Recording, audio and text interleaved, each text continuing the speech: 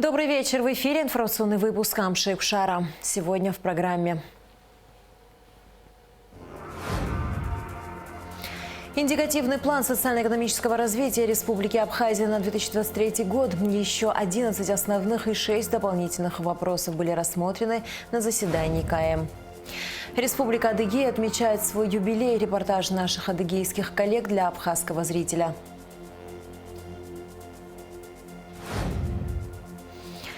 Железнодорожный кредит за и против. Специальный репортаж программы.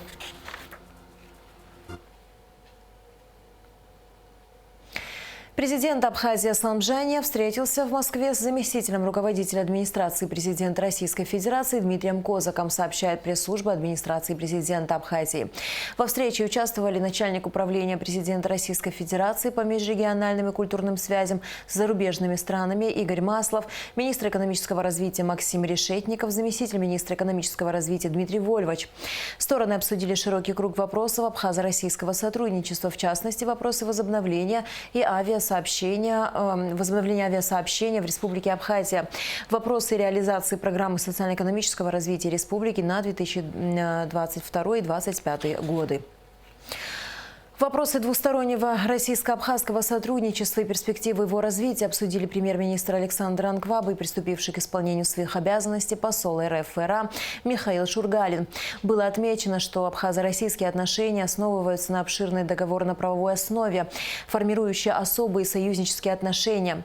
Александр Анкваб еще раз поздравил Михаила Шургалина с назначением и подтвердил готовность к тесному взаимодействию с посольством Российской Федерации. В Кабинете министров состоялось очередное заседание. В повестку дня вошли 11 основных и 6 дополнительных вопросов. План социально-экономического развития республики, поддержка малого и среднего предпринимательства, капитальный ремонт некоторых объектов на КПП ПСО. Было выделено 500 тысяч рублей из резервного фонда Кабмина на проведение работ по расчистке русла реки Оку. Семьям погибших на Донбассе Ахры Киркинадзе и Лорана Смыр назначено единовременное социальное пособие в размере 1 миллиона рублей. Другие подробности в репортаже Лауры Капш. Первым вопросом повестки дня члены правительства рассмотрели проект постановления об утверждении индикативного плана социально-экономического развития Республики Абхазия на 2023 год. Представила проект вице-премьер-министр экономики Кристина Озган. Он основан на фактических показателях финансово-хозяйственной деятельности и организации за 2021 год и плановых показателях 2022 года. Таким образом, совокупный объем производства товаров, работ и услуг на 2023 год спрогнозирован в сумме 125,9 миллиардов рублей. В том числе сельское хозяйство 10,4 миллиарда рублей и внешнеэкономическая деятельность 41,3 миллиарда рублей.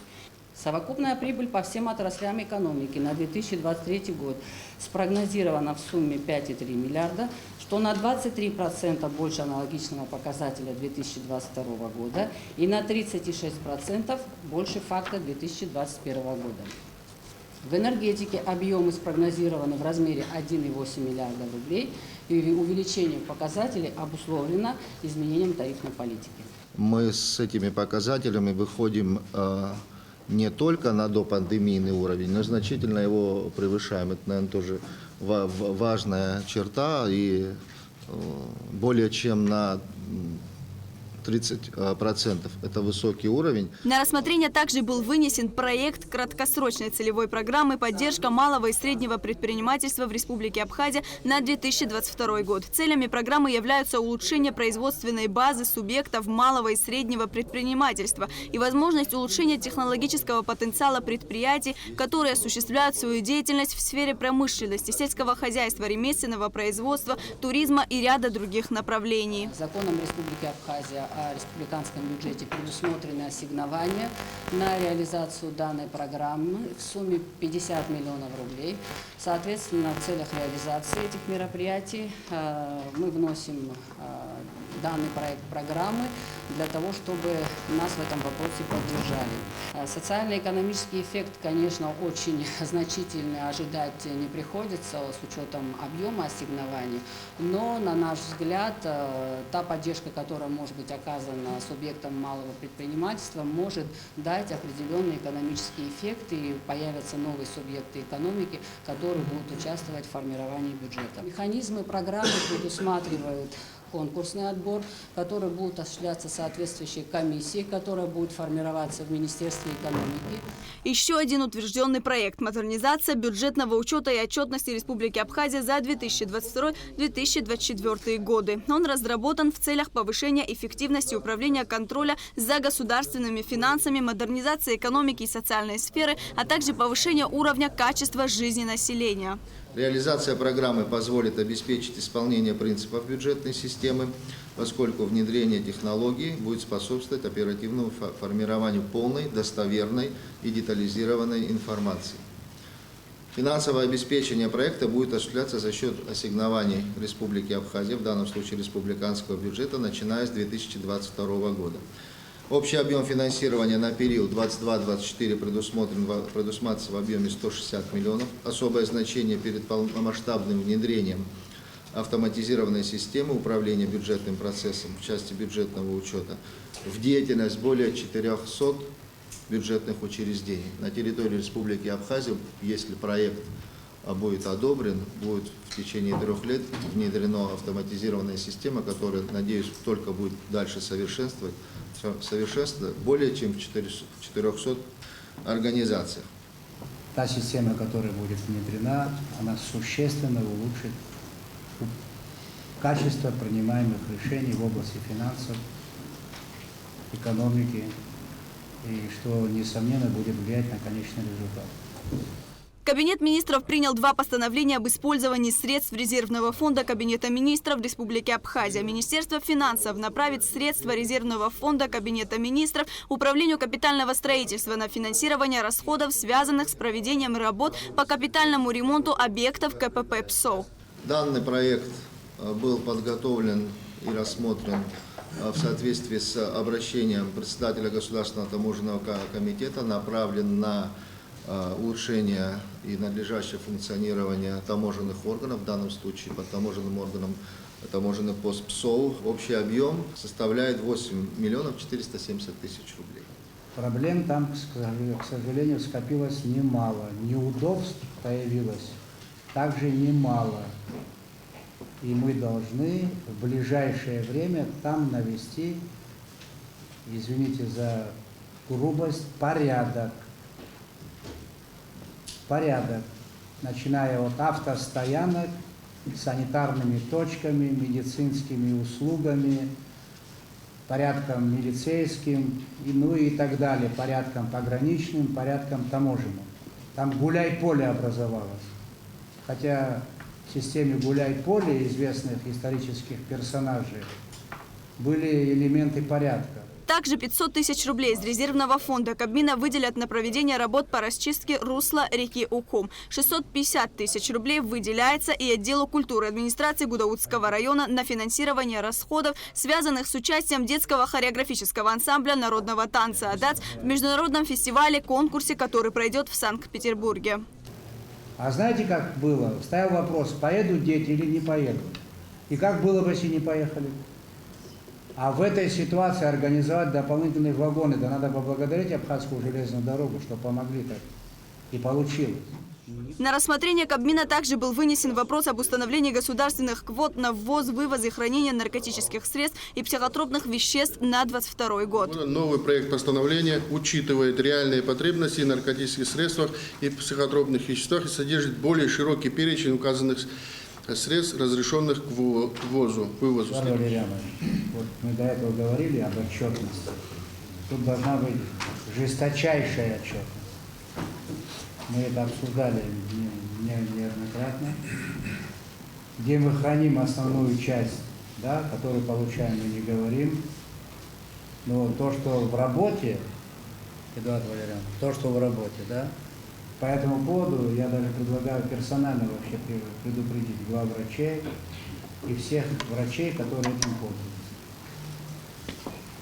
плохое поведение в этой части, самая короткая дорога к прокурору и к министру внутренних дел. Вальтер Будпа представил проект постановления об утверждении правил оборота гражданского оружия и патронов к нему, порядка оборота служебного оружия, боевого, ручного, стрелкового и холодного оружия. Данный проект разработан в соответствии со статьями 10 и 19 Закона Республики Абхазия об оружии и регулирует производство, торговлю, продажу, приобретение, передачу, коллекционирование, экспонирование, учет, провозку, транспортирование, использование, изъятие и уничтожение гражданского оружия и основных частей и боеприпасов к нему, а также служебного и боевого ручного стрелкового оружия. Трагические случаи были. Так, неумение пользоваться, в том числе оружием, на которое есть разрешение. Хотя все это надо крайне ограничивать. Как вы себе представляете, кафе, ресторан, отдыхающие, молодые люди с оружием, за поясом. В разные времена и сотрудникам уголовного розыска, оперативникам, как мы их называли, было запрещено демонстрировать наличие табельного, скрытое ношение, правильно? Открытое ношение было ограничено. Запрещено. Да, запрещено. А здесь тут все цветет. Все, люди приехали отдыхать, а не наблюдать за тем, как у граждан Абхазии массовое использование огнестрельного короткоствольного оружия. Семьям Ахры Киркинадзе и Лорана Смыр, погибших на Донбассе, назначено единовременное социальное пособие 1 миллион рублей. Соответствующее постановление принял Кабинет министров. Кроме того, Кабмин установил дополнительные меры социальной поддержки многодетным семьям Киркинадзе и Смыр. Кабинет министров постановляет назначить с 1 августа 2022 года многодетной семье погибшего Киркинадзе Ахры Шаловича дополнительное ежемесячное пособие в размере 10 тысяч рублей на каждого ребенка. Установить выплату пособия единственному родителю на каждого совместно проживающего с ним ребенка до достижения им 18 лет, учащихся дневных отделений средних, специальных или высших учебных заведений до окончания ими обучения, но не более чем до достижения ими возраста 23 лет. Семья Смыр Лорана Руслановича состоит из 4 человек. Это супруга и 3 несовершеннолетних детей. Младшему ребенку 4 года. Семья состоит на учете в отделе социального обеспечения города Сухум. Получают пособие как многодетное по 900 рублей на каждого ребенка, то есть 2700 рублей. Вот. Пока не успели обратиться за назначением пенсии, как семья потерявшего кормильца, но назначим пенсию, это на каждого ребенка 2700 рублей в месяц. Также постановление о дополнительных мерах социальной поддержки.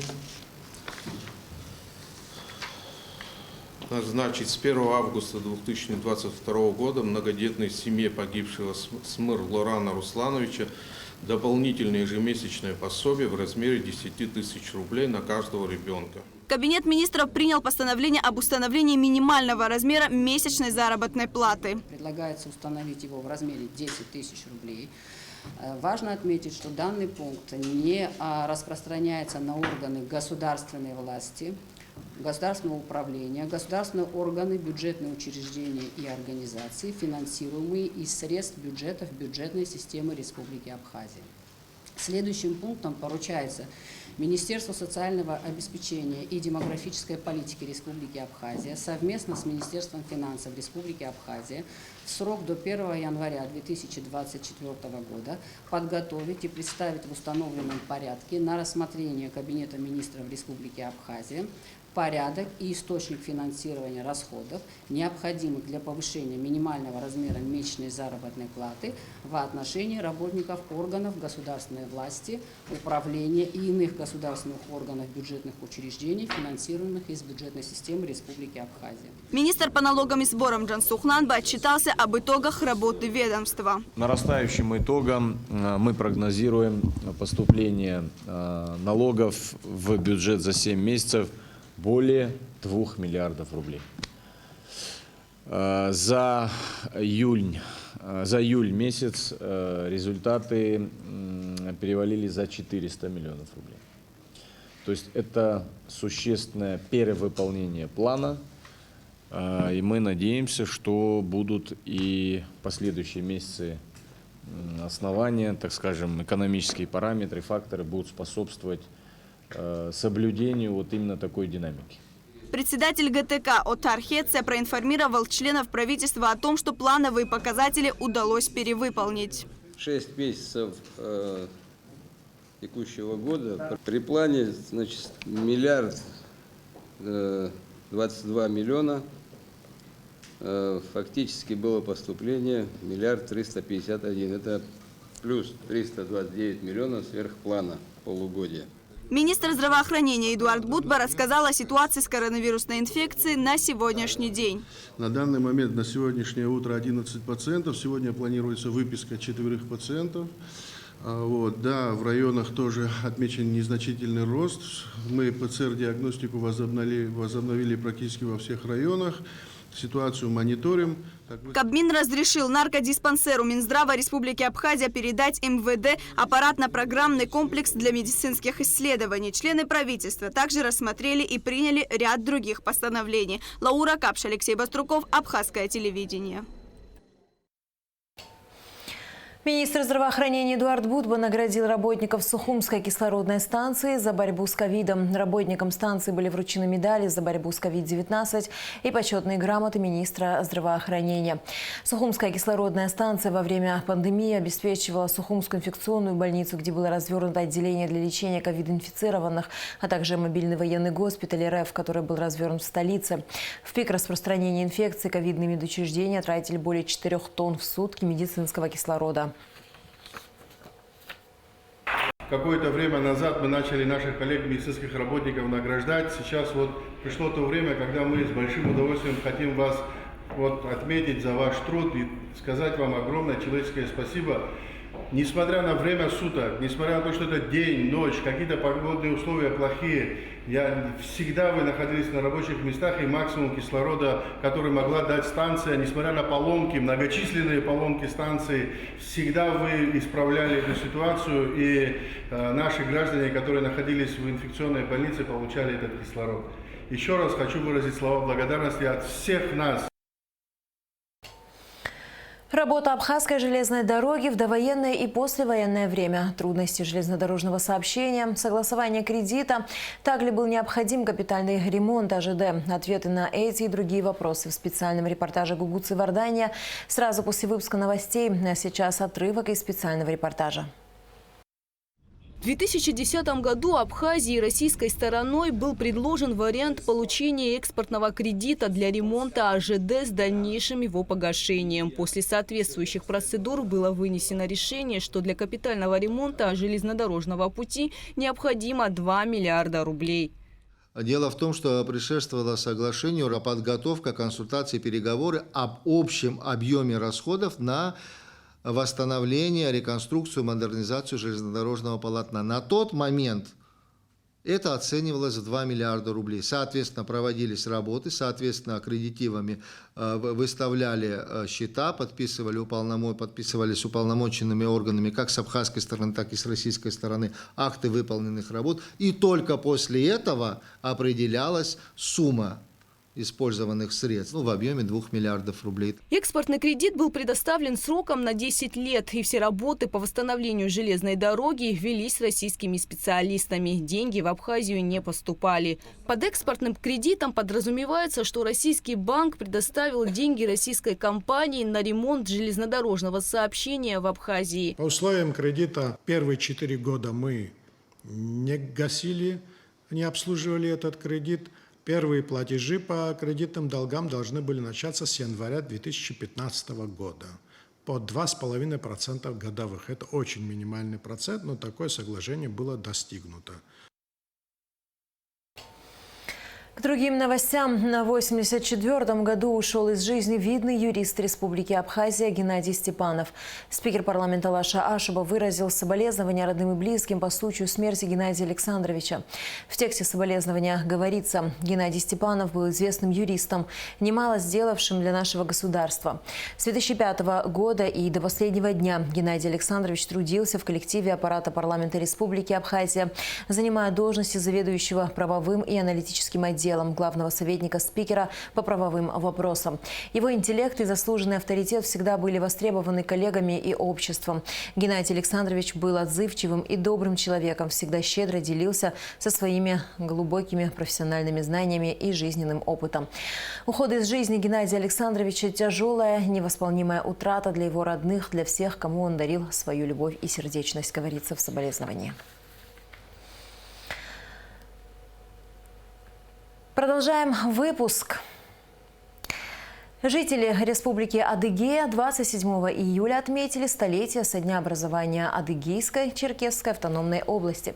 Выставка произведений художников трех братских регионов, концерт мастеров искусств, праздничный флешмоб, национальные танцы и многое другое. Предлагаем вашему вниманию репортаж наших коллег из Адыгеи. Центром празднования столетия государственности Адыгеи стала площадь Дружбы в республиканском центре. Именно сюда вечером стали стекаться жители Майкопа и его гости. Открыл праздничную программу концерт мастеров искусств. На площади выступили солисты ансамбля «Аштен». Они исполнили давно полюбившиеся жителям республики композиции и артисты молодого творческого объединения «Вечный огонь». Этот коллектив, делающий упор на патриотическую тематику, сегодня презентовал свою новую песню с говорящим названием «Адыгея».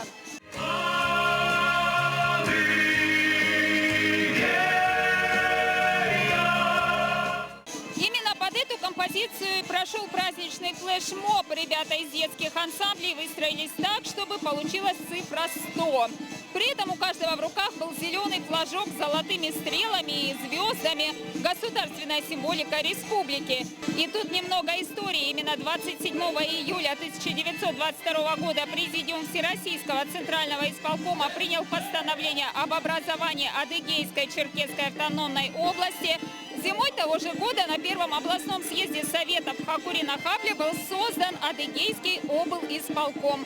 Возглавил его один из горячих сторонников автономии Адыгеи – Шахангирей Хакурате. Впоследствии административно-территориальная структура региона не раз менялась. Так, в 1936 году областным центром вместо Краснодара стал Майкоп, который сейчас носит гордое название республиканского центра.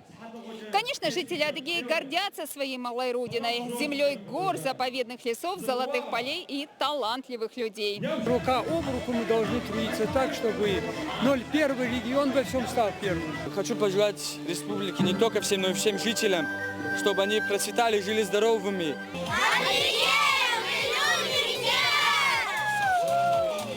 Завершился праздничный день Адыга-Джегу традиционными танцевальными игрищами. Песня и танец – это часть культурного кода народа. И, конечно, адыгский танец тоже отражает национальный характер. Это скромность и утонченность адыгских девушек и благородство и мужество джигитов. Елена Юсуф, Амир Тлихусеш, ГТРК Адыгея, специально для телевидения Абхазии.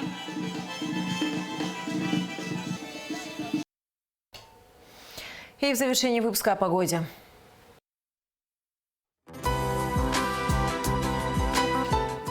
По сообщению Гидрометцентра, 29 июля в пятницу ожидается переменная облачность, удушливо жаркая погода без осадков.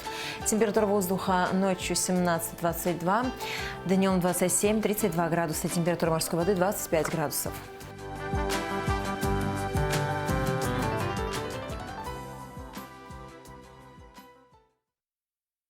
На этом наш выпуск завершен. До скорых встреч в эфире.